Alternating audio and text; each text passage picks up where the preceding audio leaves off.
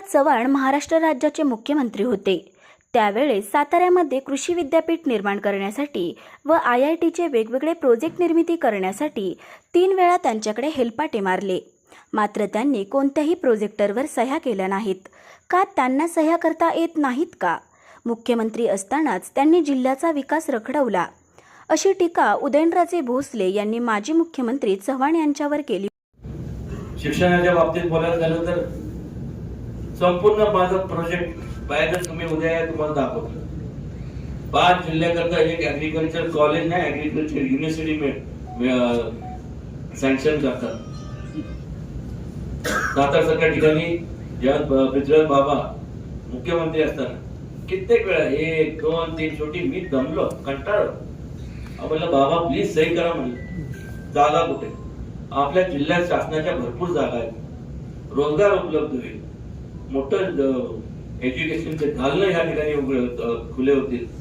का तुम्ही? आणि मी स्वतः सांगेन की मी सर्व पृथ्वीराज बाबांनी केलं, आदरणीय पृथ्वीराज बाबांनी केलंय आणि ह्या ऍग्रिकल्चर युनिव्हर्सिटीला नाव हे तुमचं देण्यात यावं. नाही, ज्यावेळेस ते संपूर्ण त्याला नाही, तुमच्या आता कॉन्टॅक्ट संपूर्ण दिल्लीत आहे. तुम्ही पंतप्रधान कार्यालयाचे त्यावेळेस ते हे होते, म्हणजे कार्यालयाचे मंत्री होते. खऱ्या अर्थाने जे त्या फाईल बाबांनी जे त्यांचं ऑफिस जे फाईल पुटअप करतात त्याच्यावरती पंतप्रधान सह्या करतात. आपल्याकडे IITचा प्रोजेक्ट आहे ना, IIMचा आणा, का कुणाच शपथ कळाली नाही? काय एवढा त्यांना काय सही करता येत नाही का? पण ते सहीच केली. सही केली असती तर आज मला सांगा ना, आपल्या इथल्या मुलांना तिकडे जायची गरज भासली असते का? पुण्याला बिण्याला दुसरीकडे बघत जावं लागलं असतं.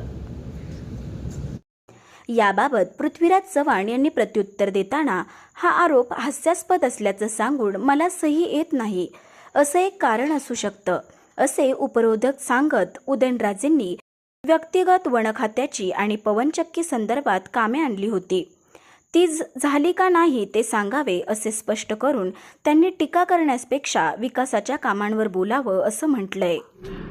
पृथ्वीराज चव्हाण हे मुख्यमंत्री होते त्यावेळी मी वारंवार 3 वेळा गेलो, मात्र IT पार्क असेल किंवा अन्य प्रोजेक्टवरती त्यांनी सह्या केल्या नाहीत, अशा पद्धतीचा आरोप तुमच्यावरती केला. हा आरोप हास्यास्पद आहे. कुठला प्रोजेक्ट आहे त्याचं नाव त्यांना आठवतं का? त्यांना कुठल्या प्रोजेक्टचा त्यांनी अर्ज केला होता? मला कोणीतरी म्हटलं की त्यांनी ॲग्रिकल्चर कॉलेजची मागणी केली होती.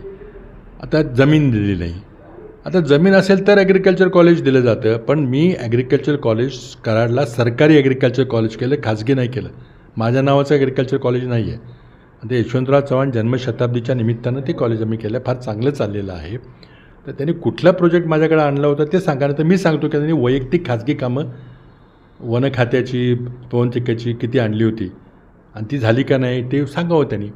तर त्यामुळे आता मला वाटतं अशात उणजोडे काढण्यात काही अर्थ नाही. धोरणात्मक बाबीवर चर्चा झाली पाहिजे. उमेदवारावर तुम्ही वैयक्तिक टीका कालपासून चालवलेली आहे.